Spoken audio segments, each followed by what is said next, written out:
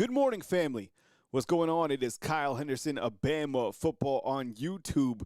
Can I get a roll tide inside the comment box? Thank you very much for kicking it with me this morning on this beautiful Thursday, January 8th. My goodness, we're already cooking through January halfway, kind of at the halfway point of the transfer portal, right? It closes on the 16th. There's been so much news, and I appreciate you guys being here. My goal every single time that we get on the platform is to clearly organize the information, to talk about the information, to make sure that we kind of have an understanding of, which players are going where and which players are coming in and kind of putting everything together. So that's kind of my hope. And I hope you can get that each and every day right here on Bama Football on YouTube.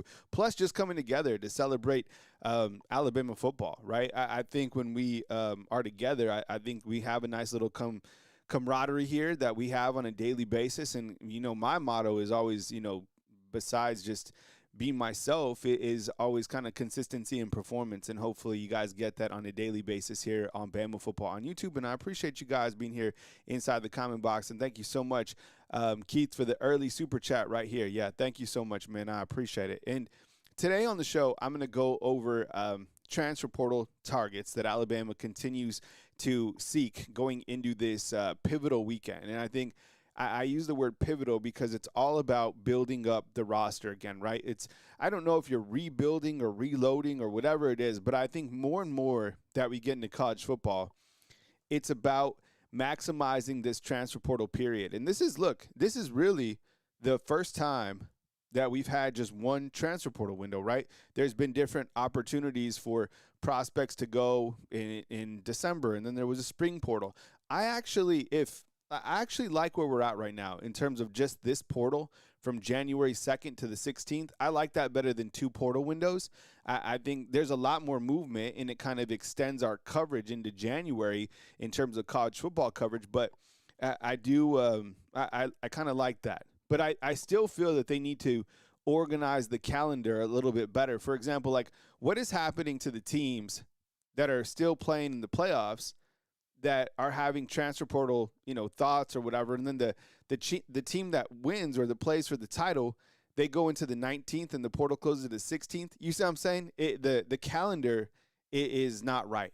And then we're entering kind of this new world of players being re-signed and kind of in the announcement culture as I have up here.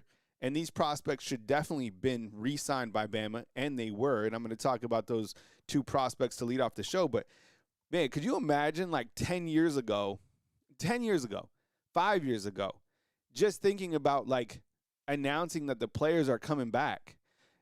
Right? I mean, I get it. Scholarships are always kind of a year-to-year basis and whatever. But now you're talking about renegotiating with players because they've had other opportunities from other schools. So you have to increase what they're being paid so they come back to Bama. And look, these guys, let's not get it twisted. They certainly had opportunities or offers to go somewhere else. Maybe people slid into their DM. I have no idea. That might not be the case. Alabama might have beat those schools to the punch and been like, look, based off your performance, now it's performance-based, right? We are going to re-sign you. Now, I would like to tell you all, I don't know if this means that we're going to get announcements for every single prospect that is out there. You see what I'm saying? I don't know that. I kind of doubt it, to be honest. Like, I don't think that when we look at our roster board and we look at all the quarterbacks and running backs, I don't think that we are going to get announcements. Do you? What do you think?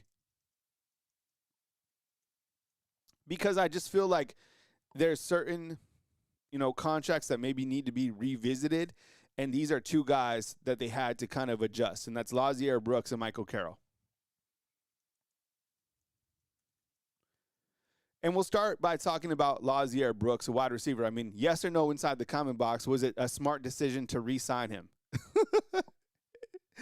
I mean, I think when you look at a player like Lazier Brooks, and I'll kind of build this into the transfer portal world now because I think it's a lot of times about the evaluations of the prospects. Lazier Brooks, you guys say it inside the comment box. What was Lazier Brooks? Was he a 5-star? Was he a 4-star? Was he a 3-star? Was he unranked? You all know. Yo, Lazier Brooks came in here as a 3-star prospect, and that was an evaluation of kind of the recruiting analysts of, I don't know, Rivals or On3 or 24/7 or whatever, right? Courtney Morgan has his own evaluation system, and that's really important to keep in mind as even we go into the transfer portal rankings, right? Like Courtney Morgan, if there's anybody that knows ball out there, it's Courtney Morgan, and he's in charge of building the roster, and he's built some incredible rosters. So landing Lazier Brooks, slam dunk, because I had him ranked as the number 1 wide receiver at the end of the season. They bring him in. They re-sign him or whatever that means to is it a multi-year deal? Wouldn't that be crazy if we could see the contracts like NFL, right? It'd be like breaking news. Lazier Brooks signs a 2-year deal worth whatever. We don't know. Does he have to sign again next year? What if he doesn't get re-sign next year? Like what if he doesn't get an announcement? And if the player doesn't get an announcement, does that mean that the player it's really confusing with the announcements. I don't think we get an announcement for everybody. Just heads up.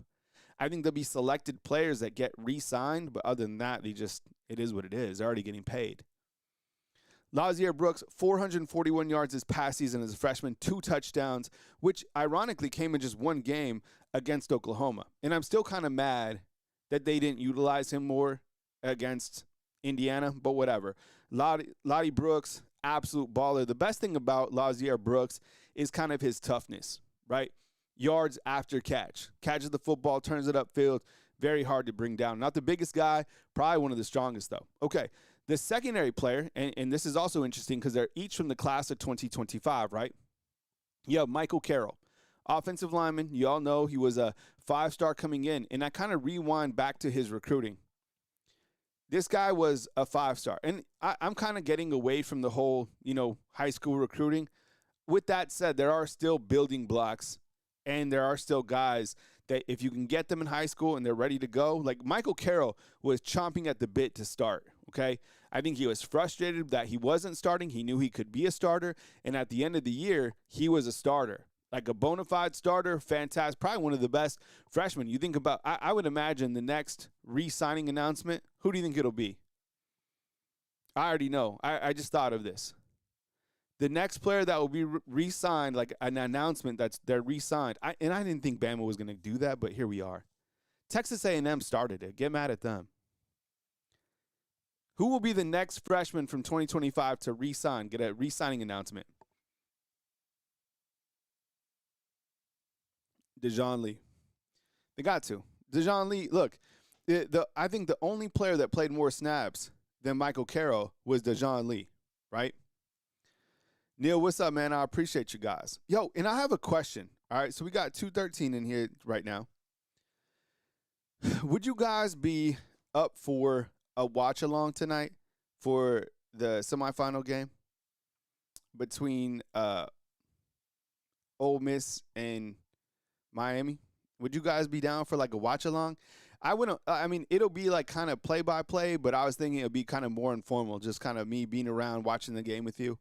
Think about it. Let me know inside the comment box. I was kind of tooling, with that idea. I don't know. I spent a lot of time at that point in time doing Wake Up Bama for the next day, kind of like prepping.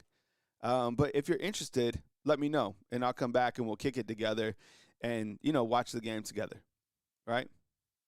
Smitty says no. All right, open to all feedback. Let me know inside the comment. I mean, we're going to be watching the game together, right? If we're down, we're down. All right. Okay. So 2 guys have signed, and I start there because while the transfer portal is certainly important, retaining your own guys that you already have on the roster is just as important. And there's money for retention, and retention does cost. You don't want these guys going somewhere else, right? You don't want Lazier Brooks going anywhere else. You don't want Michael Carroll. So, like I said yesterday, the stat that we're watching, and I still think this is very interesting, the class of 2025, that's really DeBoer's first year. How many prospects have hit the transfer portal from that class? Just 1, which is Michael Carroll. That's a good number because the players that are DeBoer's guys are here, okay? They're here, all right?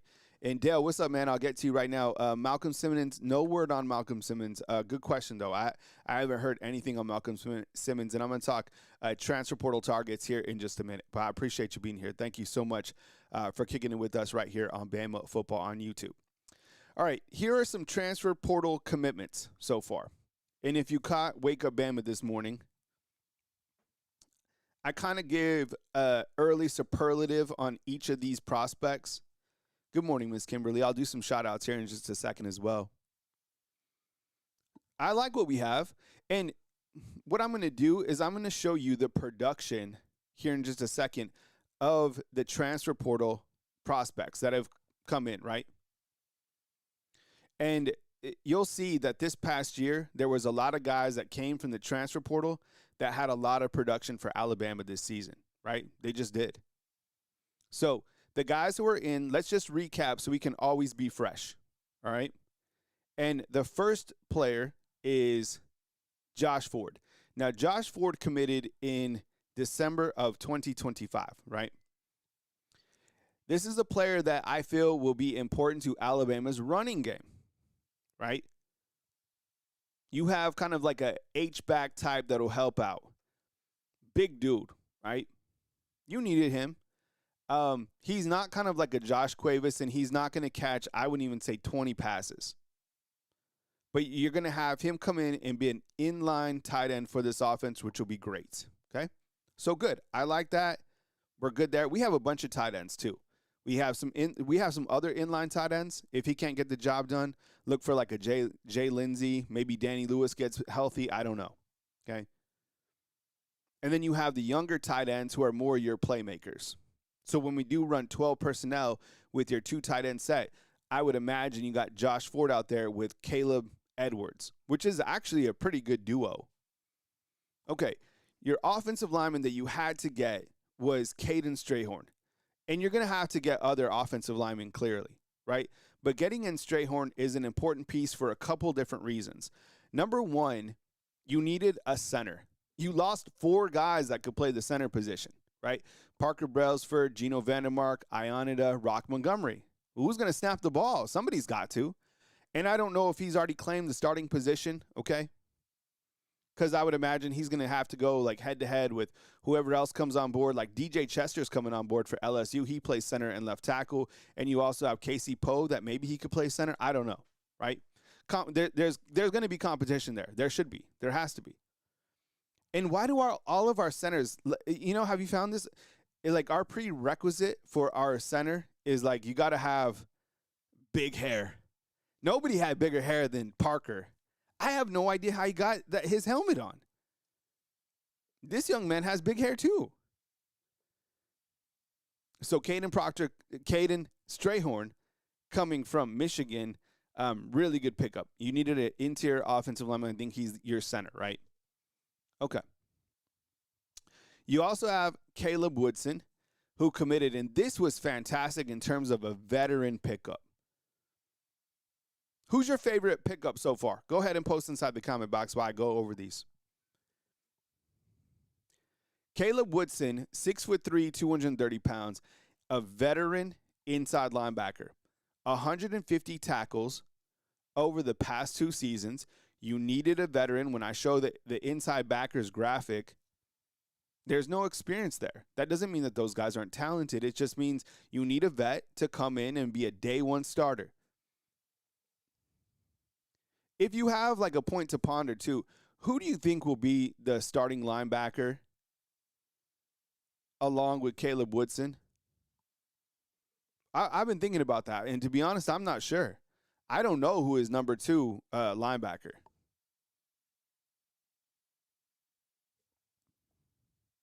But I love the pickup, and it was clearly an area of need, and they went to him and they got him. You know me, right? They got the big hair, dog. Shoot. Okay. Devin Tompkins. I like this pickup because you lost Tim Keenan. You lost James Smith. You had to retool at that area. You got some defensive linemen coming in there to signees. But Tompkins comes in. He's a big man. Yo, very physically impressive, right? I posted a picture of him on Facebook. The guy is grown. This picture doesn't do him justice at all. Patriotic, I think he's saying kind of the same thing I'm saying. And he brings something that the other defensive linemen don't have, and that's height.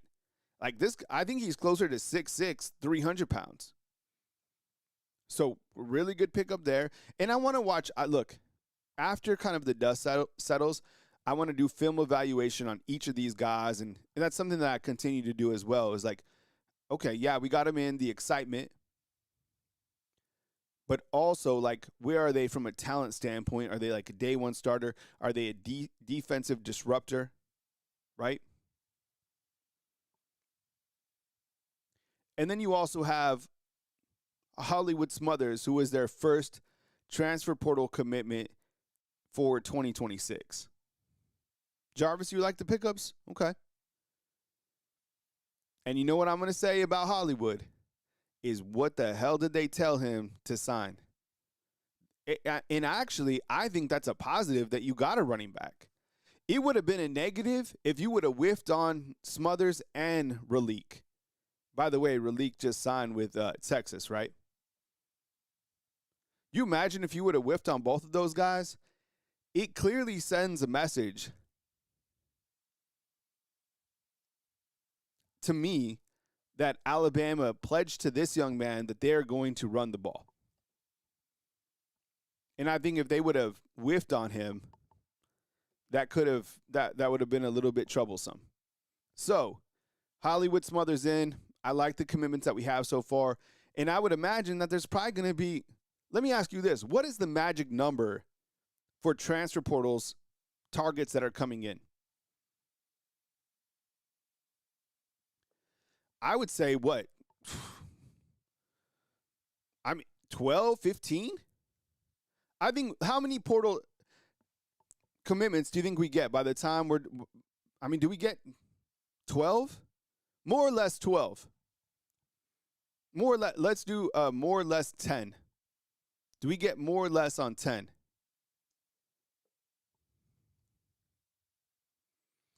I guess I'll say, yeah, So Jarvis, see, that number I feel is low. I think we're going to go over that. I think we'll be somewhere in that 12, 13 range, right? I don't know. More than 10? Yeah, Mystery's saying 10 to 15. That's kind of in the area I'm feeling too. Can you imagine we get 15 guys in? I mean, that's going to be a busy week next week with all the guys coming in. I don't know. Keep your notifications on. We might just be live all the time. See, Chris G has 15 to 20. And you know now, because the schools have 105 scholarships, shoot, they could just load up. If the guy makes sense and it works from a financial standpoint, bring in as many. Like Roland Tide says inside the comment box, just bring them all, right? Justin's like, yo, you need 5 offensive linemen minimum. Yeah, I think it's going to be a lot. Like, I'd be shocked if we get 7 and then that's it, right? So these are the portal commitments so far. I'm sure we're going to double up on that, right? Let's give some shout-outs. This morning we have a new AM shout-out. Yo, I'm always tooling with stuff. This is new. This is even a new graphic today. So you're always going to see the YouTube channel is never finished, right? It's always in development. We're never going to stay stagnant here. We're always going to be changing stuff. So I appreciate you guys, in your grace and always kicking it with me right here on Bama Football on YouTube. Anna, what's up? I appreciate you being here. Thank you so much. We got Miss Nicole as well. Let's try to line that up a little properly so we can get that on there so it looks a little nicer, neater.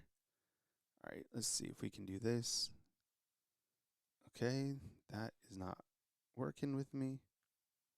Let's see if I can do it one more time. There you go. All right, that looks nicer. Yeah, there we go.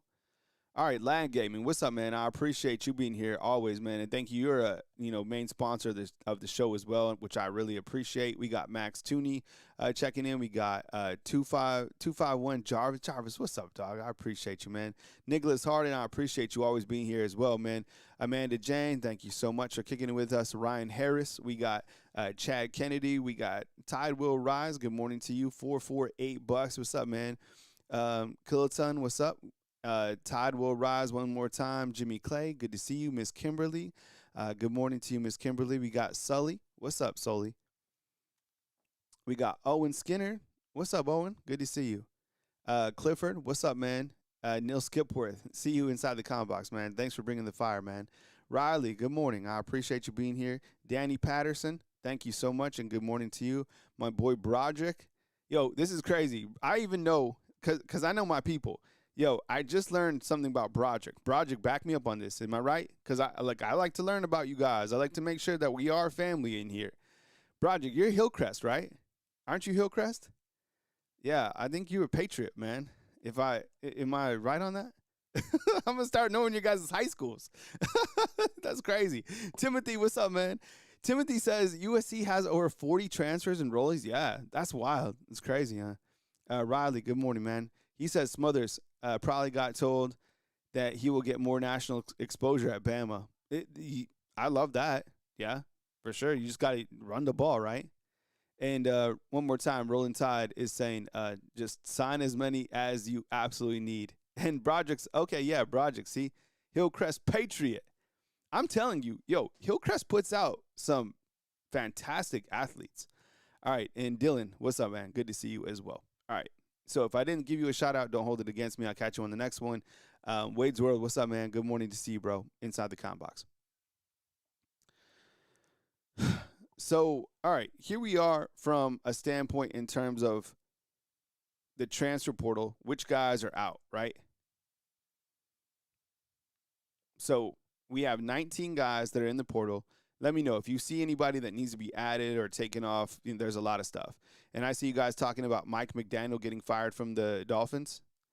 I think that was going to happen, right? Like we kind of were assuming that would happen. And I don't know what's going to happen with Tua. Is Quinn going to be their quarterback moving forward? He looked kind of nice in the last game. Who do you think will be the next head football coach of the Dolphins? John Harbaugh, maybe? How about Kalen DeBoer? Just kidding. Robert, what's up, man? I appreciate you becoming a fan funder. Yeah, if you want to become a fan funder, the best way to do that is hit that join button. It really helps me. I really appreciate it, and I appreciate your guys' support. I do this full time, and you know how much time I put into this. So people are like, yo, this is a full-time. Yeah, this is a full-time job. Like 1,000,000%, I promise you. Ryan Grubb, JJ says, hire Ryan Grubb. Well, it makes sense for their offense. David H.A. would be really upset. I have no idea what's going to go down with Tua. I mean, he's got to be moved around, right? I don't know. Love Tua, but the trajectory of him as a quarterback was just not it. Towards the back end. Our last guy in was Arquel Anugum, right? Offensive lineman who was never going to play here. I can't even believe he came here to begin with. I mean, this was a transfer from Ball State that just made absolutely no sense to me that he came here, right? Like, I was like, why did he come here? Because he was like a long-term project. I'm talking like 3 years. He just started playing football. It's an interesting story, but I think if I remember correctly, he was from Nigeria, or he is from Nigeria, came here, started playing football, super athletic dude, played for Ball State, and then came here. It never made sense to me personally, but whatever. He's in the transfer portal, okay? You notice we got a couple guys that are finding landing spots. You have Jalen Mbakwe and Joseph Ayanada both going to Georgia Tech, and you have Olas Alanen going to Kentucky. Is there anyone that I missed? And then yesterday, the big news. What'd you think about this, fam? What'd you think about Will Conformby going to Texas A&M? And that was a no contact. So what that means is when players hit the portal, they can hit the portal and then they're just available to everybody. But when you have a no contact clause on you, that means that you've already kind of been, you know where you're going, or there's been, you have some contact immediately with the school that's going to offer you a Kent, nobody can match it. So like Wilcom Formby automatically knew that he was going to Texas A&M. And I think in kind of retrospect, when we think about Wilcom Formby, we like him as a kid and we love our hometown guys. He wasn't it here. I think he was part of does Keon Keeley need to be added to this list? Is that who's missing? Oh no, Keon Keeley's right here. I got him right here. Maybe I should put it in alpha order. That might make it a little easier to read. Would that be better? I think that'd even be better for me, to be honest. Okay, I'll write that down, and then I'll have it in alpha so we can keep track of it better that way. Because even now, I'm like, am I missing somebody? Nicholas Harden is saying that he feels that Formby was offered the bag. Yeah, I mean, what are offensive tackles going for right now? He's definitely making $1 million at Texas A&M. A 1,000,000%. $1 million making $1 million. Nothing less than that. How much was Bama paying him? And how much money has now kind of been open for Bama? Think about this, because I know we're going to talk about transfer portal targets here in a second. But think about this. How much money do you think has been opened within the last, 7 days because of the guys declaring for the NFL draft, some other guys exiting out, right? Think about this. Like, okay, Wilcom, let's say we were paying Formby. Were we paying Formby $1 million? I don't know. Maybe we were paying him let's just say we were paying him $500,000, which is crazy. Maybe we were. How much were we paying? Todd is saying the rumor for Formby is 1.7. That's the rumor? Is that? Oh my God, that's outrageous. Okay. That's crazy. Okay. CJ says Formby getting let's just round it and say 500,000, okay? That's available. And then what about Ty Simpson? How much was Alabama paying Ty Simpson? I'm just trying to come up with $4 million right now.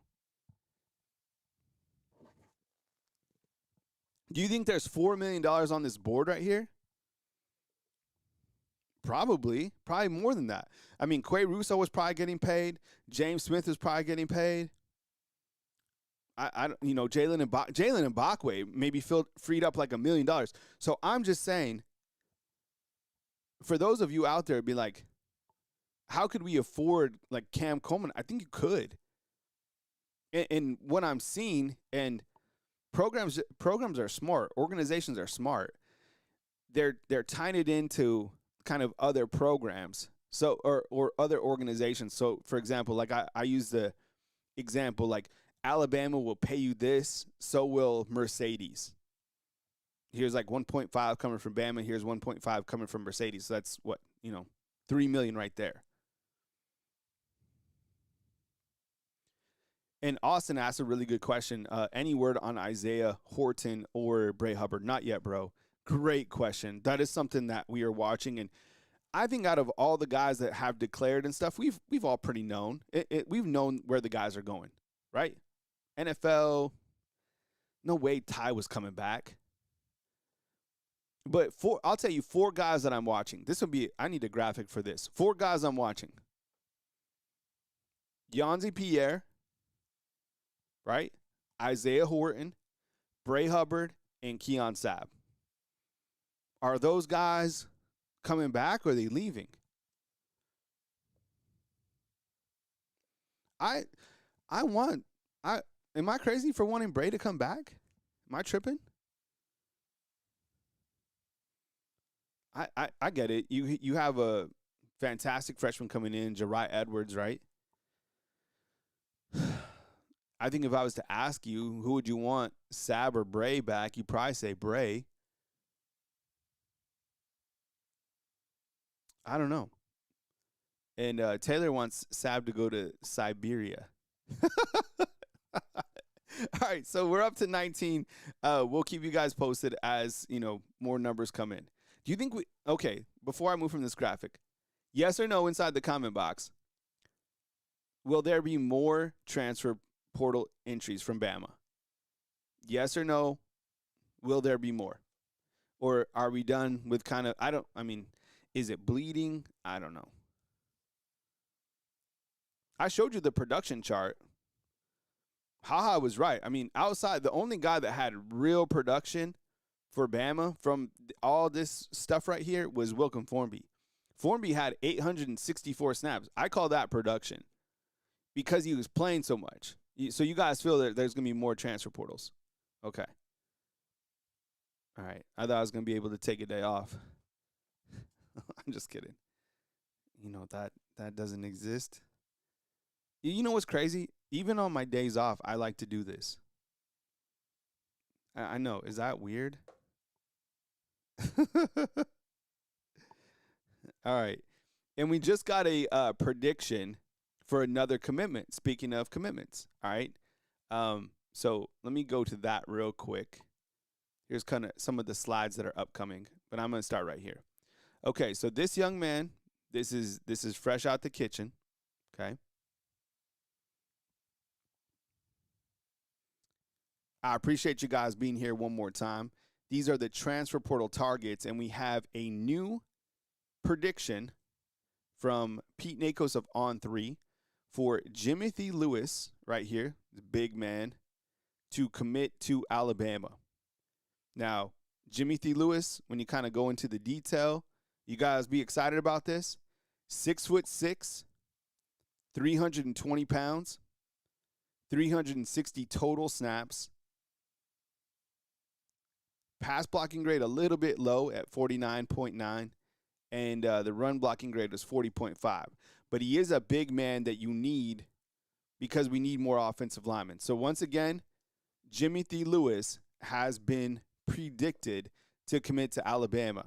Let me know your thoughts inside the comment box. And again, stay close to the notifications as news breaks, okay? Jimothy Lewis right here out of Mississippi State, big man at 6'6", 320 pounds. I think he took his visit on Sunday night. So keep your head on a swivel. Jimothy Lewis predicted to commit to Alabama. Okay. Here's some other targets that I'll be discussing. And we also have a new target on the board down to the bottom right. And please, this is my graphics page. I spent a lot of time on this, baby. Okay, I want to make sure that this looks clean, nice. So I've been doing this for you guys, all right? And I'm going to come back to this one more time and talk about this in full, but I just want to give you a heads up. Carmelo O'Neal right here is a new target, and he will be visiting, right? So Carmelo O'Neal, a safety out of Mercer, will be visiting. This is a new name, all right? So thank you so much for the oh my goodness. Ooh, this super chat is a big boy. All right, so we got a big boy super chat in. What's up, George? I appreciate it, man. Doesn't matter how much talent you have if the coaches can't develop them. And look, first of all, thank you so much for the super chat. I really, really appreciate it, man. Thank you. Secondly, you're right, bro, because a lot of people are talking about the fact that the biggest recruiter for Caden Strayhorn, who just committed, was Coach Kapilovic. And that frustrates you because you want to see improvement from the offensive line. So let me ask you this, okay? Just be real with me. And I'm going to come back to this page in just a second. So I'm going to come back and go in detail on each of these guys. But let me ask you, would you say over the last 2 years that, let's just take Wilkin Formby, because he's been coached up by Kapilovic, so is Parker Brailsford, right? Did those guys improve? Did you see development from them? Yes or no? Think about 2-year linemen. Did we see development from those guys? Even like a Caden Proctor, did he get way better? I don't know. What happened to Jaden Roberts? What happened to Geno Vandermark? Right? I don't know. A lot of people are calling for Kapilovic, but you know what? He's posted in photos with Strayhorn. I think if there was already going to be some movement, I kind of think it would have already happened. And that might be disappointing to hear, but I don't know. Right? A lot of people say no. Okay. So then I started thinking, and I'm still in the transfer portal. And again, thank you so much for the super chat, man. That's a hell of a super chat. So then I started thinking, like, transfer portal prospects, how important are they to kind of the program and to the season each year? And how important has it been for Coach Kalen DeBoer, right? How important would you say transfer portal prospects are, getting them in, on a scale of 1 to 10? Like, really, really important? Not so much. And this is why I think it's more important now than high school recruiting, okay? So let me show you this graphic to back up my data. This is why I don't put so much stock into high school recruiting. I look, things are changing in college football. I'm going to go full screen. As you know, I put in, the data. I did all this morning. This is a lot. But, I came home refreshed from the workout, so I was feeling good. There's a lot of this is the transfer one. Let's see. I think I have the other one that I did. Here we go. Okay. These are the transfers from this past year. Okay. So you're like, do transfers really matter? Do they play here? Well, here's the data from this past season. Okay. And this is how I kind of rank the transfer portal prospects this last year. You can rank yours however you want, but here's mine. Jeremy Bernard, transfer, right? 2-year transfer in. Most of these guys are 2 years transfers, but the point is they're transfer portal players, right? Jeremy Bernard, 840 snaps, 64 catches, 862 yards, 7 touchdowns, right? Parker Brailsford, 905 snaps. This is all this season, by the way. Josh Cuevas, 582 snaps, 37 catches, 411 yards. LT Overton, 483 snaps, 40 tackles, 4 sacks. Gino Vandermark, 612 snaps this season, 73 grade and pass block. Cam Dewberry, 624 snaps, right? Damani Jackson, 516 snaps. I mean, anytime you get over like 400 snaps, that means the player definitely played in like pretty much every game. Isaiah Horton, 601 snaps this season, 42 catches, 511 yards, and 4 touchdowns. Nakai Hill-Green, 449 snaps with 54 tackles. He was great. And Deshaun Jones, 162. I thought he played more than that this year. He came up with some big plays. And then Kelby Collins, 149 snaps this year with 10 tackles. So you talk about production, right? That's a lot of production. 400 racks, like 483 snaps and 40 tackles ain't nothing. I don't know, man. That's a lot of playing time for LT Overton. And remember what he was hurt. How many games he missed? Did he miss like 3 games? So if he was averaging, let's just say like 40, 50 snaps a game, you know what I'm saying? He probably would have had more production. I don't know. We got another super chat in from Robert. What's up, Robert? Thank you so much for the super chat, bro. I really appreciate it, man. Yo, there's a lot of transfer portal news today. I would stay close. You guys never know what's going to happen. But I think the point is, regardless of how you feel about snaps or whatever, doesn't it sound like transfer portal additions are so important to the roster?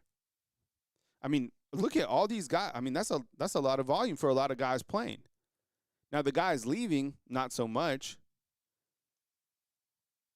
But you're going to absolutely have to do a really good job in terms of your evaluations of the transfer portal to bring these guys in, right?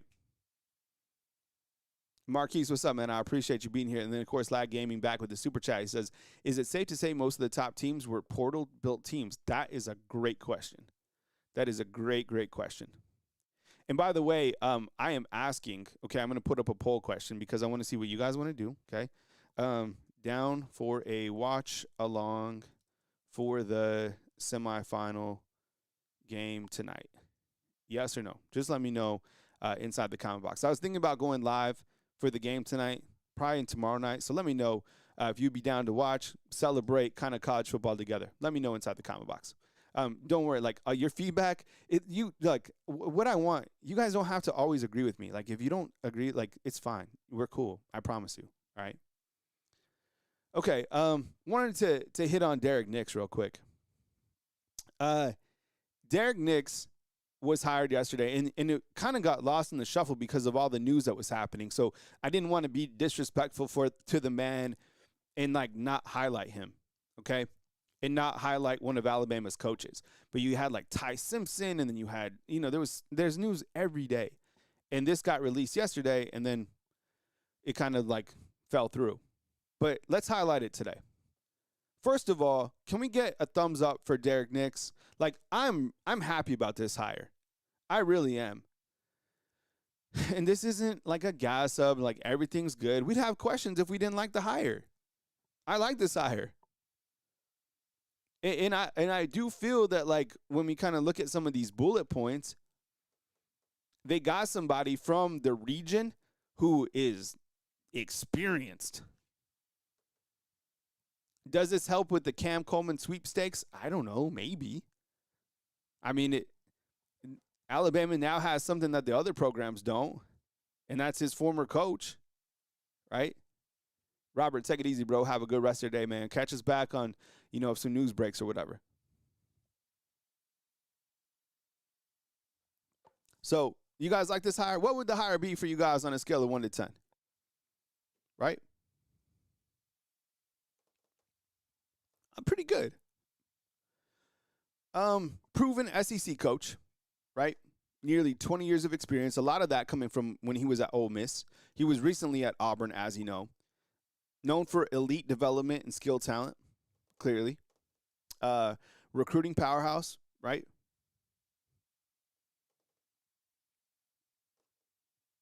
And I think 400. What's up, 400? Cam Coleman has not committed to Texas. I know that a lot of people have been asking that. He hasn't made an official commitment yet. But that, you know what? There must have been a major like fake news site that started that, because I have heard it from everybody. But he hasn't committed yet, bro. But we'll cover it when he does, because obviously that's the number one player in the whole transfer portal.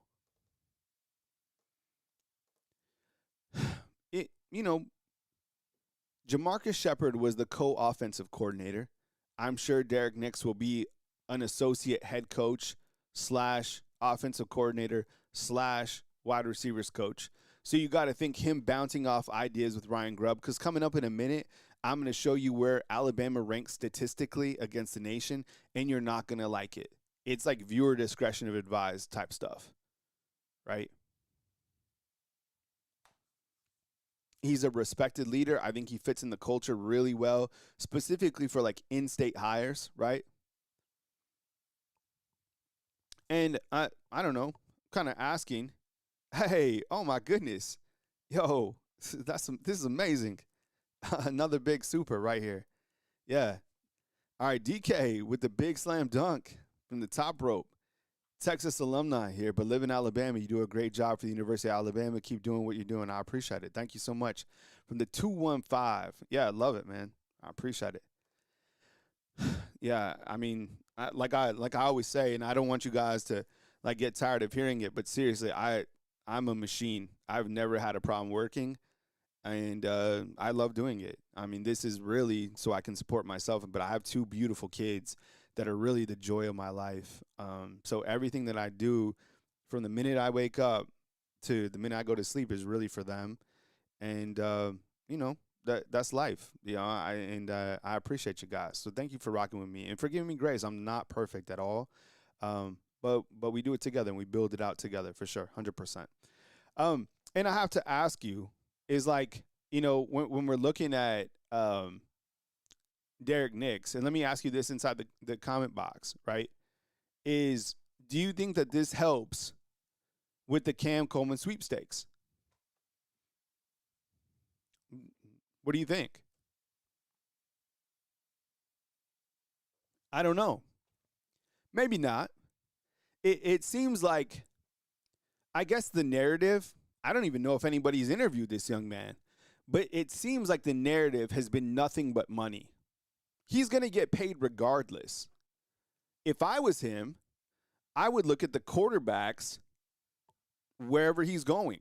I would look at the offense wherever he's going. I would look at the brand. I would look at, I look at is the offensive line. Chris is tired of Cam. No, look, he comes with a price tag, but the guy is an absolute baller. Is he going to get paid? Yeah, he's going to get paid. Whoever made up that $4 million number, I don't know. He's going to, fill up whatever stadium he goes to.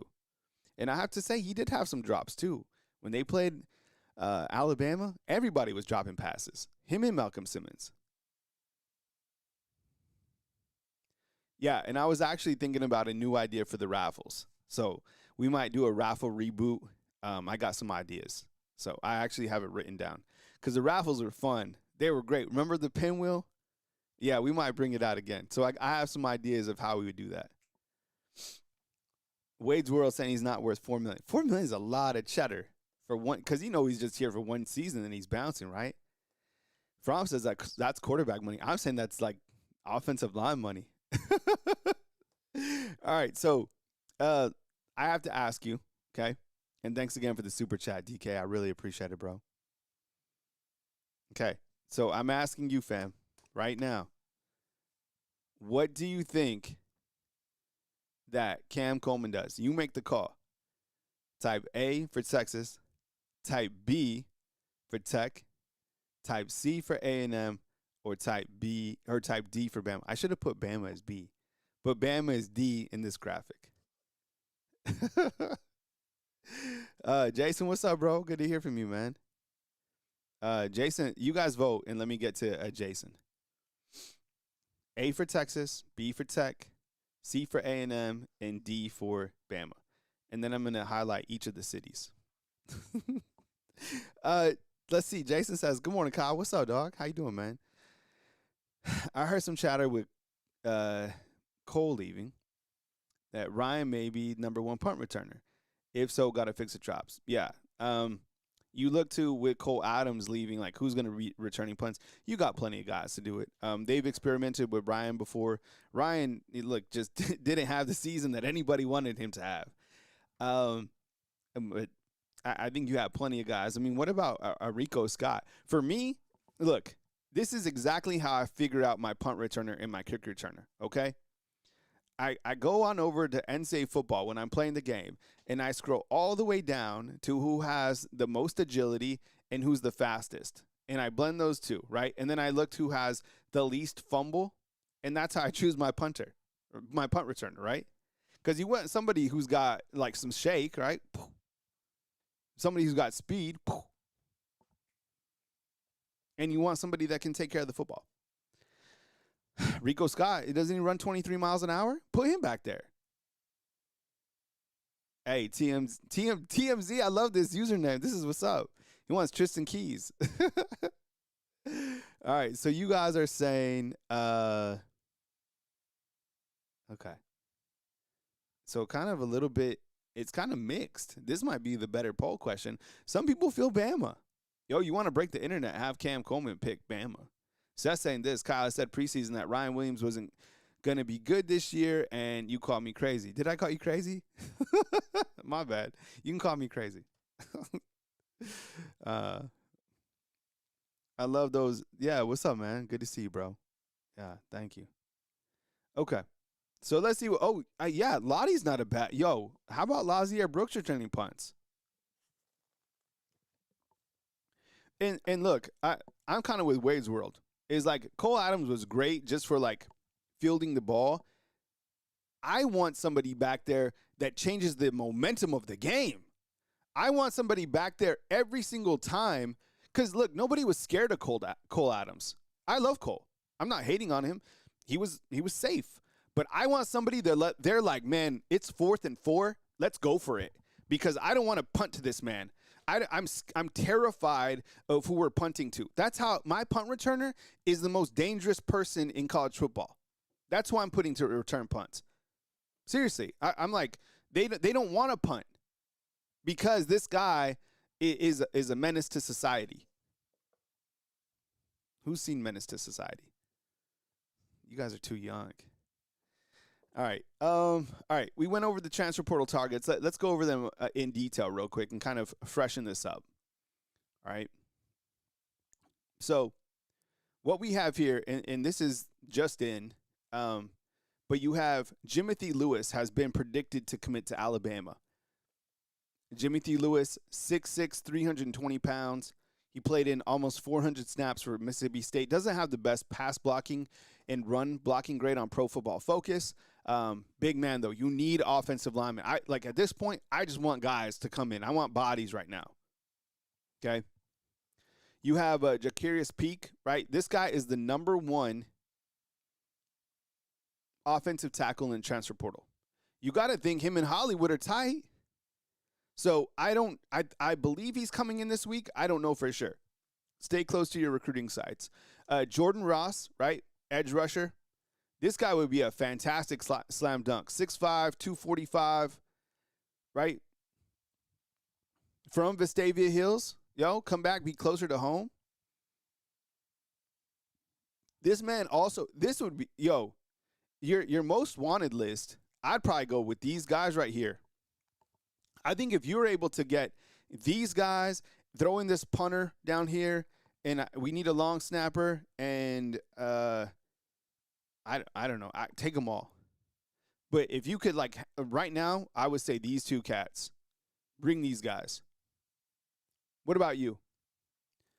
Okay, we got Jordan Ross, Tennessee, edge rusher. You got Jimothy Lewis. It looks like he's going to commit at any point in time. DJ Chester is also coming to town.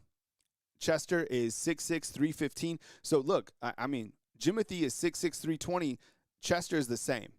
All right? 291 snaps for Chester.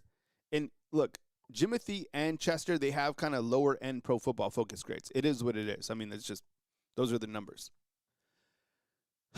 We discussed Cam. I have no idea what's going to happen with Cam. This guy, have you guys done detail on this man right here? Cody Siegler? Cody Siegler, I get it. Arkansas State, right? Defensive lineman. But, man, 6'3", 300 pounds, 518 snaps out of New Hope, Alabama, right? In-state guy. He had a defensive grade of 84.3. Siegler's a dog over here. Brock Riker, this guy's been offered by everybody. He's a center. Maybe they bring him in. I don't know. We want depth there. Adam Watford from North Alabama has an average per punt of 43.6. Right? Solid. Ethan Tangle, he's a long snapper. You need a long snapper because we got ours hit the portal. And then over here, Carmelo O'Neal from Mercer. So, this is where we're at. Rocketown is asking, is Riley still with us? Yes. Yes. You're talking about Kevin? Yeah, Kevin's still here. The only running backs, Dre left because of graduation, and then Jam left as well, right? So here we're at. Is there anybody else that we should put on the board right here? Are we missing a target that Alabama has offered? What you think? I'll put it on full screen. You want to screenshot this, send it to your friends. It's cool with me. Is there anybody else? Is there any other needs that that Alabama has?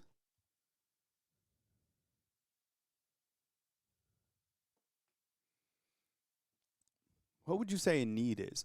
Offensive line is the obvious. Yeah, I'd take it. I'd take Jordan Ross regardless. Do you need receivers?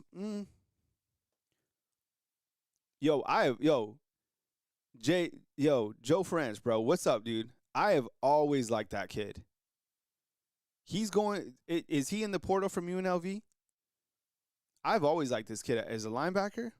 Yeah, I'd take him. But I'm just trying to think, and we've gone through roster management. Sometimes I go through the entire roster. Maybe we'll do that tomorrow just to kind of look at it as a whole. My goal is to get more graphics done that show kind of our newer graphics with the players that we have in. So, work in progress. It takes a long time. But I think it gives you a great visualization of kind of where things stand. What's up, Young Lee? I see you, man. Big fan of Kyle. Keep doing. What's up, man? I appreciate you. Who do I have in tonight's game with the new coaches, the SEC? Who do I like most? Yo, tonight for the game, I don't know. I mean, I put up a poll. Looks like we'll probably be doing the watch along tonight. I like the story of Pete Golding. I really do, and I appreciate the super chat, man. Pete Golding, look, didn't live far from me, and watch this guy here. And I tell this story. Coach Saban loved him. Fans didn't like him. His defense wasn't it. He probably cost Alabama maybe a championship or two. But to see how he's kind of grown as a man, because I'm all about personal growth, right? Who isn't? And to see how he's kind of matured as a person. People mature at different points in life. They go through different things, whatever. It's life. But, man, I like him. I like the story of Pete Golding. And especially for the kids of, like, Ole Miss, their coach left them, right? I mean, I get it. The rules are the rules, and the calendar is weird, but, like, it is what it is. And Pete Golding, I like that story. On top of that, there's Bama hater too, right? Bama hater likes Miami. On top of that, their quarterback, he made some plays in that last game that were, I've never seen plays like that. So I think what's the line on the game? Jarvis, I haven't even looked at the line of the game. Just guessing off the top of my head, oh, man, I wouldn't even be surprised if is Miami somehow favored in this game? I'm going to say maybe the line, I'm just guessing here, Ole Miss, 5.5, over under 52. Let me know. I haven't even looked at the line. I don't know what the line is. Is there anybody else that we need on this board? Carmelo O'Neal is the last one that we got on here. Miami minus. See, that's what I was thinking. I wouldn't be surprised if Miami is even favored in this game. Yeah, so it's Miami -3. That's what I thought. And what's the total? Like 50? So you have I would if it's 50, I'm taking over. I would expect like a 35-28 type game. Wow, so Miami by 3. Yeah, I figured. All right. Okay. We looked at that graphic. Okay. All right. Viewer discretion advised. If you don't want to get like upset, right? If you haven't taken a little baby aspirin, then don't look at this graphic. Okay. This is, you know how I feel. I don't like to go to negative town often, but I do like to talk facts. Okay. So like, where did Bama finish in terms of, the yardage against the nation? So I got offense and I got defense. Oh, boy. This isn't good. Okay, so points per game. Bama had 29.5, which is 49th in the nation. Okay, so I should explain the graphic. The red over here, right here, this is last year. This is 2024, okay? 2024 over here, 2024. And then this is 2025. You see what I'm saying? So 29.5 points per game in the nation, which is points per game, 49th in the nation, right? Last in 2022 under Sheridan, they were 22nd, right? So that's a number that got worse. 104.1 rush yards, 125th in the nation. Under Sheridan, they were 47th. Isn't this crazy? This is the craziest number. That's why I'm telling you. What did they tell Hollywood? Did Hollywood just come in and he was just like, yo, you going to pay me? And they're like, yeah. And he's like, all right, I'm out. Okay, 265 passing yards, 29th. Okay, that's a number they improved. That's what's scary. Are we just going to pass the ball now? 367 total offense, 84th under Sheridan, 42nd. Aren't these numbers alarming? But everyone's like, man, Coach Cap is responsible for all this. Well, Coach Cap was also here with Sheridan. See, Hacker Music, I'm with you, man. Jarvis, what do you think? We've been talking about that, man. I think if I was to put a poll up right now, because everyone's down on Grubb, it wouldn't even be fair. I think people would choose Sheridan. But isn't that wild to think about? And then lastly, third down conversions. 41%, which is 46th. And under Sheridan, there were 12th. Man, Michigan State is like, we got our man. Because you know Sheridan, that's where he's going. And then at the bottom, man, I was mad when I said, look what I said on the bottom when I typed this out. Those numbers are not it. What will change in 2026? I should have put something more statistically inclined there, but I guess I just typed that out. Oh, man. Numbers don't lie, though, right? Okay. For defense, I did these like late before the show, so I didn't have the chance to compare them to the year previously, but I would imagine it's going to be interesting when I do that because I think most of these numbers have improved. Okay. So 19.2 points per game, which is 20th in the nation. Run defense, 126 yards per game, which is 37th in the nation. Pass defense, 126, an incredible number right here. 9th in the nation. Yes, Chad, Nick Sheridan is going to Michigan State. He's going to be their offensive coordinator. Yeah. I know that there's a lot of news to track, so, yeah, he's out. And then third down defense, 32%, which was 50th in the nation. So these numbers were collectively better, right? The last game we struggled with. The last game we didn't like. It was hard to watch that last game because Indiana just did whatever they wanted to. But I think collectively the defense took a step forward and the offense took a step back, right? Yeah, and as Jarvis points out, Indiana did run the football. What was it? 50 times for like, I don't know, 200 and some yards? Crazy. Mystery is saying none of those are championship numbers. 100%, right? Okay. Let's see what else we got. Okay, so want to thank our live show sponsors. To become a sponsor of the program, you can hit the join button, and there's different options. Of course, super chats are amazing as well. So this is just kind of supporting the show. So thank you so much for taking the time to support Bama football on YouTube. There's also an option on Wake Up Bama because I drop that podcast every day at 4 a.m. For you guys to do that as well. So thank you for your consideration. Not required, but remember, free to watch, not free to produce. And I really appreciate you guys in the consideration. Video is also powered by our friends at Sleeper. When you download the app, you get $20 just upon downloading the app. You should do it tonight. You can make more or less picks like Trinidad Chambliss, right?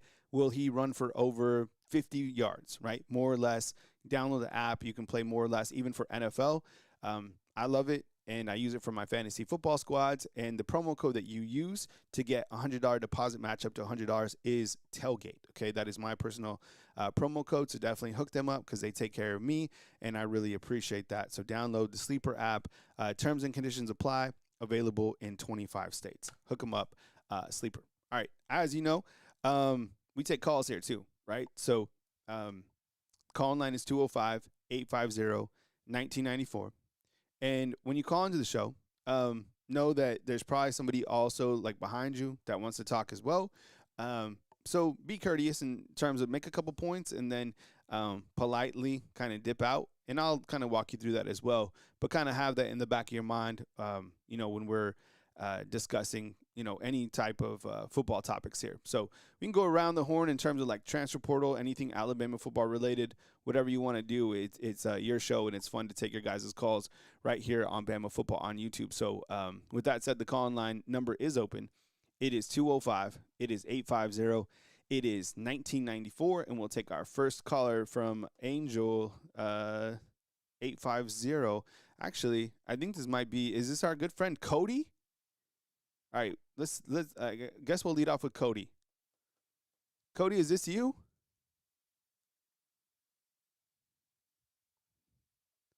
One more time, try it again. Yeah, what's up, man? Good to hear from you, Cody.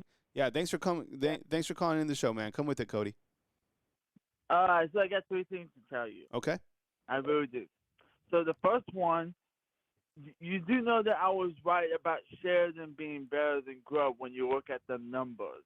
Uh-huh. I mean, Grubb is terrible. So I thought, hey, you know what? Sheridan was a lot better than Grubb. But then you look at, like, Bill O'Brien and Tommy Rees, they were better than Sheridan and Grubb. Mm-hmm. So we kind of have that thing.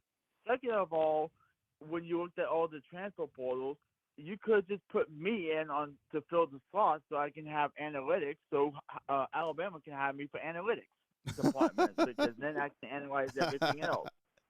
And three, I think another YouTuber who's also an Alabama fan also pointed there was a small video of, check this out, Coach Kapilovic and Mississippi State's offensive coordinator having sushi together. Hmm.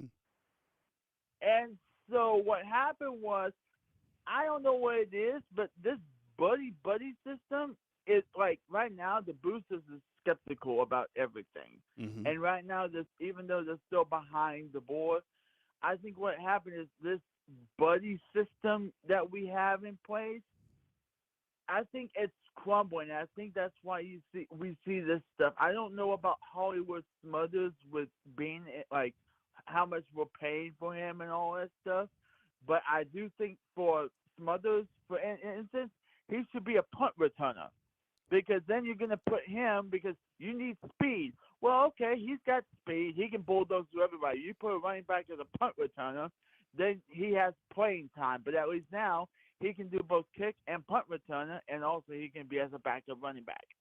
So thoughts on that, Kyle? Yeah, I'll answer on the other line as always, Cody. I appreciate the call, man. Thank you so much for pointing that out about the sushi too, man. Good findings there, man. That's wild, huh? Look, you guys want Kapilovic gone. I mean, there's a great stat right now by Cam with the super chat. By the way, thank you so much. He says, Kyle, this kind of points right into what Cody was saying with the offensive line and Kapilovic, right? He says, Kyle, Bama finished 7th in the SEC rushing attempts with 466. Oh, I love this stat, which means we actually tried to run the ball. The offensive line just wasn't good. And, is it a coincidence that the entire offensive line, besides Michael Carroll, is gone, right? I mean, I get it. Some of the guys had to declare for the NFL draft, but, they made it a point to re-sign Michael Carroll. Caden Proctor was going to leave.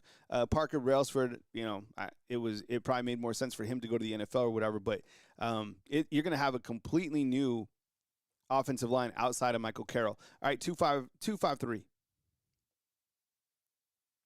Hey, thanks for calling in. What's going on, Kyle? What's up, man? Who am I on line with and where are you calling in from? This is DJ Cook from around the way. What's up, DJ? I appreciate you, man. Welcome to the show. Go ahead. My bad. Can't hear me. It's CJ. Yeah. CJ. Okay. What's up, man? Yeah, thanks. I can hear you, man. Come with it. So we ain't the only one with problems, bro. Notice Lane Kiffin, right? Yeah, I know he's sick to his stomach because of Ole Miss success when they beat Georgia. But they gave him $24 million NIL pot, if I'm correct. And that was one of the things that helped pull him away from Ole Miss. He's not doing that good in the portal. Austin Simmons was projected to go his way. He declined and flipped and went to Mizzou and other players too. Lacey decided to stay. That was the report. It's just crazy. And then you got Texas, right? They cut Parker Livingston, one of their most reliable receivers, and they trying to trim the fat to make room for Cam Coleman because they're trying to go after hard. They're trying to open up the checkbooks for him, and they're the front runner from what I'm hearing. And so he decides to bad blood, and he goes and commits to Oklahoma. So he's gonna go try to go ham on Sark for doing him like that. So, what are your thoughts about those stuff like that? Yeah, man. I'll answer on the line, man. Thank you so much for calling in, CJ, and I appreciate the support, bro.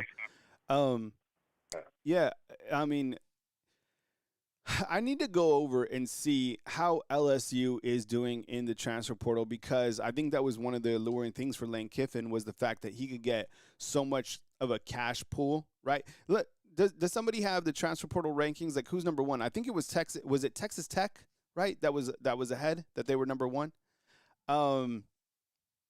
Which I get it, totally makes sense. I mean, they have a ton of cash as well. But where is LSU? Is LSU? Let me ask you like this. This is the easy way to ask it. Is LSU cleaning house right now in the transfer portal? Are they like burning it up? I'm curious to see, just like you guys are, how this LSU experiment goes, right? I don't know. I mean, it's hard to just. There's no way in hell he just comes in and he just wins. Like, I'd be shocked if he wins like 11 games, 12 games, right? Cook Barlow's like, LSU's doing pretty good at wide receiver. And 7424 is like, they just got an offensive line from Auburn. Oh, yeah, they did get Malik Blockton, right? I know he was a Bama target as well. LSU is number 4. Okay, yeah, that's good. To me, that's good. Yeah, you're in the top 5 in the transfer portal rankings. That's solid. You're using that money and you're getting guys, right? And Antonio points out this. Ooh, I don't know if I like this.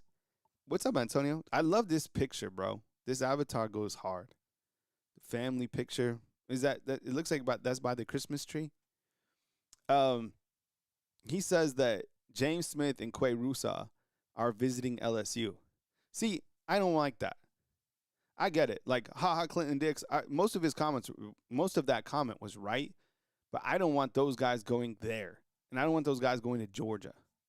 You know what I'm saying? And Wade points out that On3 has LSU number 2. So 2, 4, wherever it is, top 5. That's impressive to me. Chad is like, yo, we need defensive linemen, bro. That's what we need. All right, 346. Yeah, welcome to the show. You're on the line with Kyle Henderson. Who am I on the line with, and where are you calling in from? Hey, Kyle, how's it going? Jay, what's up, bro? Good to hear from you, man. Happy Thursday. Come with it, bro.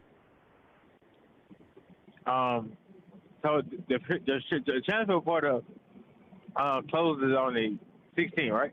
Yes. Mm-hmm. So that just means it's the last day of players can enter the transfer portal, correct? Yes. Oh, so we got enough time. So we got enough time to grab more people out of the transfer portal.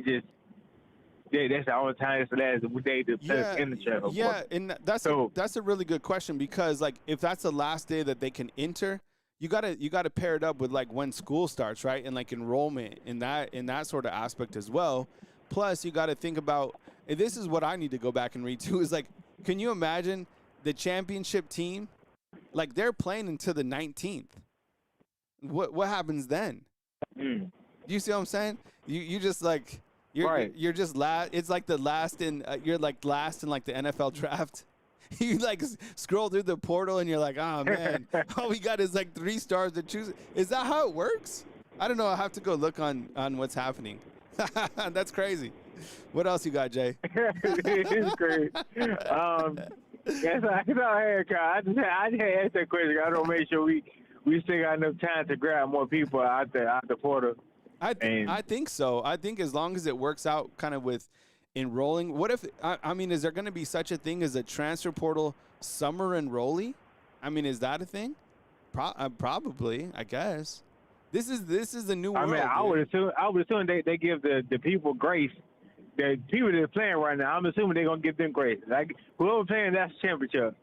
Those 2 teams, I would assume they give them grace if they want to end the transfer portal.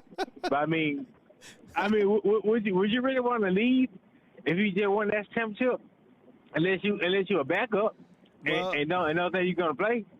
I don't know. I mean, think about it. It's kind of like works like when you're stamped by Bama, when you just came here. Like think about, for example, like Arquella Newgum. Okay, we know that guy was never going to play here, right? But this is smart by him. Yep. He was like, look, Bama took me from Ball State.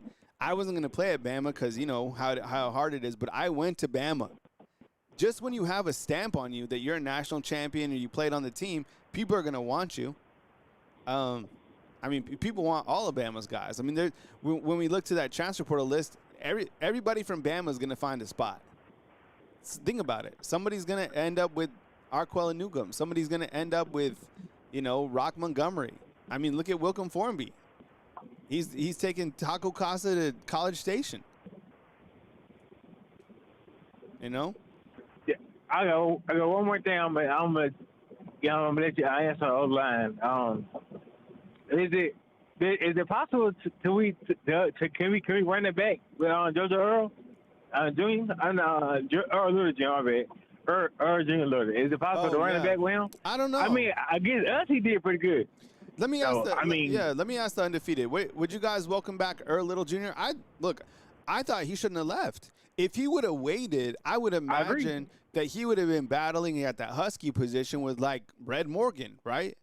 I don't know. Now I think that ship has might have sailed, and I think the secondary is not an issue unless he wants to come. The only way is if you lose Bray Hubbard and Keon Sabb, and you need another safety that has kind of experience. He wants to come in and play safety. I don't know. I think it's probably sailed, man. But I appreciate the call as usual, Jay.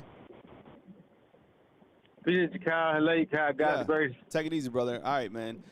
Jay calling on the road. Thank you for the call. I appreciate it. What do you guys think? I don't know. I think that if they wanted Earl Little back, maybe they make a run at him again. I don't know. I liked him as a player. It's just I think he left too early. There's been a lot of players that have just left too early, right? I mean, you kind of go back the history of like the transfer portal. I think there's been a ton of guys that have just left way too early. In case you missed it, in case you're out there, you're doing whatever, here's kind of an updated look of what we're watching in the transfer portal in terms of targets, okay? And like I said, the call-in line is open if you want to call in and chit-chat with me. I'm cool for it for a little while. And I think when you look to kind of needs and guys that you absolutely need, linemen. Yes, you need linemen. You lost a ton of linemen. The linemen weren't good.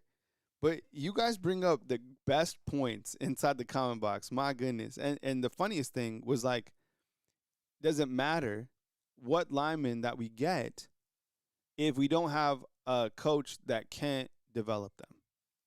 And that's kind of what I'm going back to, like what Cody said. Cody said that he saw, or there's a picture out there with Kapilovic and a coach from Mississippi State having sushi. They could be friends. Does that mean that maybe Kapilovic's going to – I have no idea what it means. But is he the guy that can develop? And he's became the scapegoat because everybody knows you can't get rid of Ryan Grubb. What are you going to do, get rid of your first-year offensive coordinator coach? And I think – and let me ask you this, yes or no, inside the comment box. Eyes up.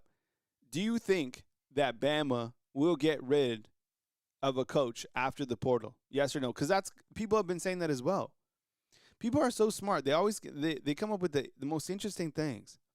I thought that they would have already made a change. Am I right? We have Mike calling in from Choctaw. Mike, what's up, man? I appreciate you calling in.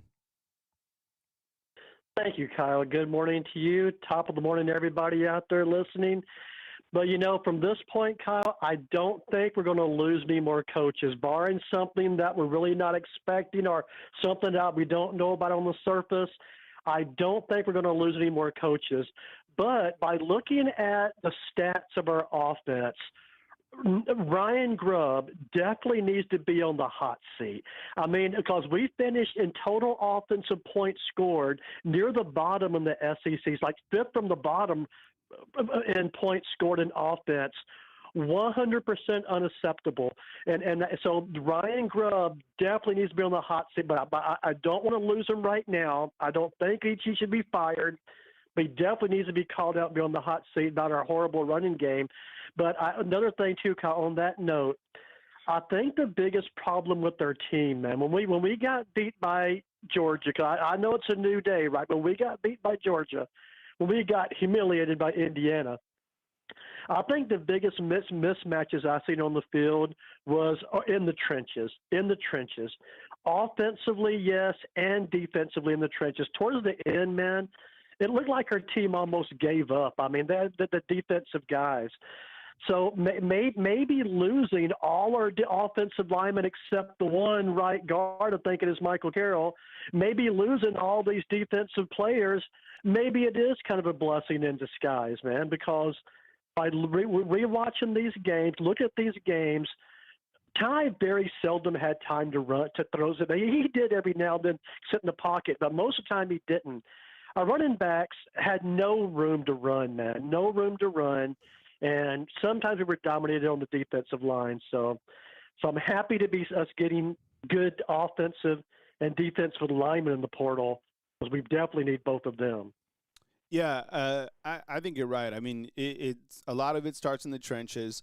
I've been very active about Ryan Grubb. I mean, I have the stats on the board right now. And someone said it inside the comment box. And I completely agree. Bama shouldn't ever, ever finish 125 in anything. Nothing. Like, even being ranked 80 in run offense would be, like, bad, right?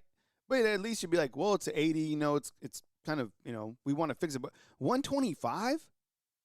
And look, there's been great stats pointed out. People were like, well, we tried to run the football, but you couldn't because of the offensive line. And then that goes back to Kapilovic. And so my poll for you inside the comment box, I'm going to add it right now. And I'm going to ask you this too, Mike, right now. Do you think that Alabama will make changes after the portal with the coaching staff? No, I don't think so, no. I think if any changes were going to be made, they've already been made. But it's possible, man. It's possible. Yeah. But I don't think so. And by the way, I don't think Coach DeBoer likes a lot of change. I think in today's college football world, stability is good. Coaching stability is good. Yeah, Nick Saban had the ability to lose one offensive coordinator and bring on another offensive coordinator, you know, a top flight, you know, any coordinator. But I think in today's college football, like I said, just having stability in your team overall is good, overall positive. And I don't think DeBoer wants to lose Grubbs. They've been together forever, just about, I believe. So, but no, I don't think we'll have any coaching changes. But if there is a coaching change, the offensive line coach is definitely the first one to be looked at, no doubt about it. So, yeah. But from this point, I think we're trying to get some kind of stability. But I hope we just bring on some better offensive and defensive linemen, man, because I think just by looking back, I think that was the weakest part of our team was our offensive and defensive line. But overall, Kyle, like you mentioned, man, we had a tough, you know, a couple of bad losses.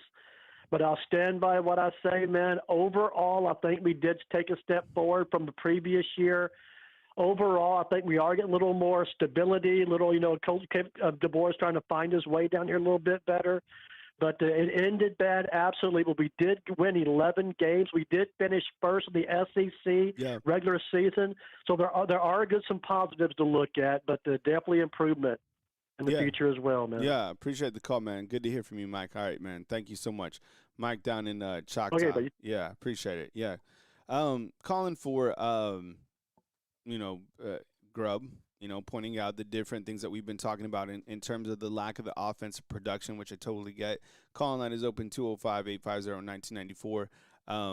You know, and one of the things that, like, with the call line, if you called in one time, that's enough for the day. Like, we don't, the double dip, sometimes there's a place for it, but most of the time we'll just do one call and that's it. And I get it. I have to make the rules for the show. I love you guys, but it's like one time is good. I promise you. I love you guys all, but one time is sufficient.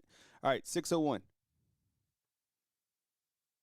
Hey, what's up, man? Welcome to the show. I appreciate you calling in. Who am I online with and where are you calling in from?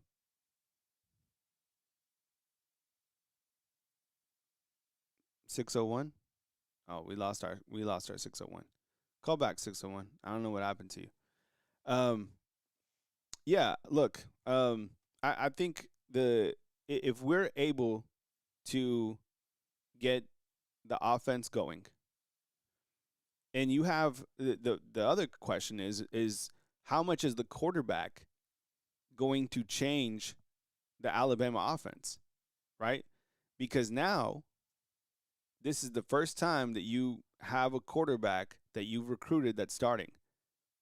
And we do the poll every day, and you guys want Keelan Russell to be the quarterback. It could, I mean, think about the offense real quick. I was just thinking about this. Could the offense be, let's just kind of name out some starters real quick. Let's just say it's Keelan Russell. Just so we have a name at quarterback. Keelan Russell, quarterback. Running back, Hollywood Smothers, right? Right tackle, Michael Carroll. That's all we know so far. Ryan Williams coming back at receiver. Lazier Brooks coming back at receiver. Uh, Caleb Edwards and Josh Ford at tight ends. That's really, I mean, who else? Isaiah Horton if he comes back, or Rico Scott, right? And that's kind of the offense. And I think if we did the same thing with the defense, this would be a fun graphic to build as well. Okay, defensive line. You got Devin Tompkins, Jordan Renaud, right? Those are going to be two of the defensive linemen. Yanzi Pierre, right? Jeremiah Beeman will also be up there. Inside backers, Caleb Woodson. I have no idea who's going to be the second inside backer. Cook Barlow saying Cam Coleman at receiver. Who do you think is going to be the second linebacker? Secondary should be straight. Fantastic. Xavier Brown, Dejon Lee, Red Morgan, Bray Hubbard, and Keon Saab. If those guys leave, what? Ivan Taylor, Jariah Edwards. You see what I'm saying? Need a kicker would be Connor Talty. Punter, I have no idea. Maybe the kid from North Alabama. Right? Dale Simmons is saying QB Reese. Yeah, I would say he's probably one of the favorites, right? If we were doing like odds-on favorites. And then, let's see. Long snapper, I guess this kid from Syracuse. Here's your punter. Here's your kicker. And then kick returner, Rico Scott, or Lazier Brooks, and then Rico Scott return punts. Daniel feels that Jariah Edwards is a day one starter. That guy is, I'm telling you, he's fantastic. Who's going to get the most reps at running back outside of Hollywood?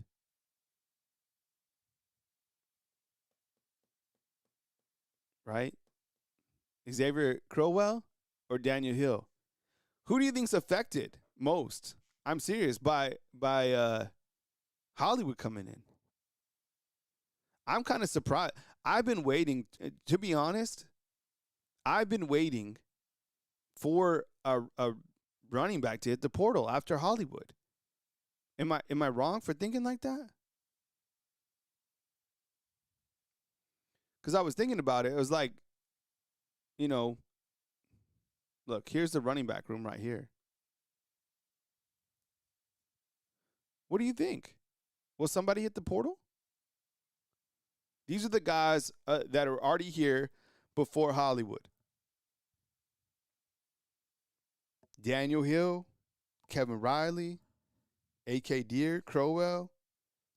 I mean, let's face it. Trayshawn Brown probably is not going to get to play. So really, you have 5 guys. Okay?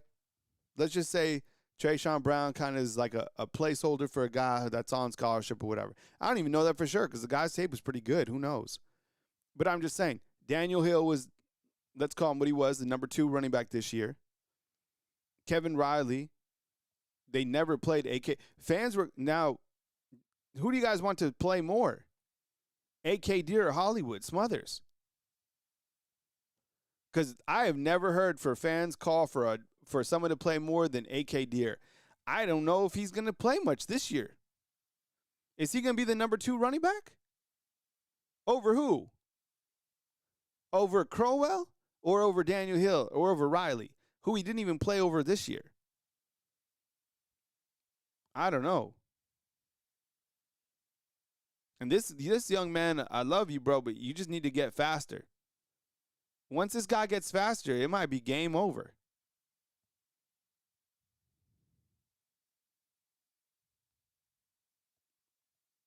Right? John Cofield has Smothers, right? So who's your backup running back? Chad don't like Grub at all. All right, fam. Well, we are going to likely test out our watch along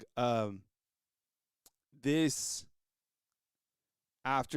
for tonight's game, okay? So when the game starts, like 15 minutes prior, whatever, come back. It'll be an experiment, right? What else are you going to do? Let's come, let's hang out. We'll hang out together. By the way, news out there, DJ Lagway is going to Baylor. DJ Lagway to Baylor. That's been an interesting ride for DJ, right? Robert's asking right here, he's like, wow, the love for Hill. Dude, everybody wanted Hill to start. Everybody. The running backs that people wanted mostly was A.K. Deere and Daniel Hill. Those were the guys. Nobody called for Kevin Riley, which I thought was interesting because he actually looked pretty good at the beginning of the season, and then they just went away from him completely. And then he broke his jaw, so he couldn't play him, right? I want to see this guy play. I'm with you. You know what? I'm in the crew that wants to see this guy be the starter. But all right, fam. Well, I appreciate you guys. Thanks for hanging out with me today right here on Bama Football on YouTube. Catch me for the watch along later. And of course, stay logged on as news is continuing to happen round the clock. All right. Transfer portal's in, transfer portal's out. I got you covered right here on Bama Football on YouTube. I love you guys. I appreciate you guys. Remember to follow the Facebook channel. Thank you so much for the super chats today as well. Thanks for hooking me up. I really appreciate you guys for doing that. So more news as it happens, always live. Kyle Henderson, Bama Football on YouTube. And of course, Wake Up Bama at 4 a.m. in the morning. I know that's an early one, but that's how we do it. I love you guys. I appreciate you guys. Thanks for calling in. Thanks for kicking it with me. Coming to you from beautiful Tuscaloosa, Alabama on this beautiful Thursday, January 8th. Kyle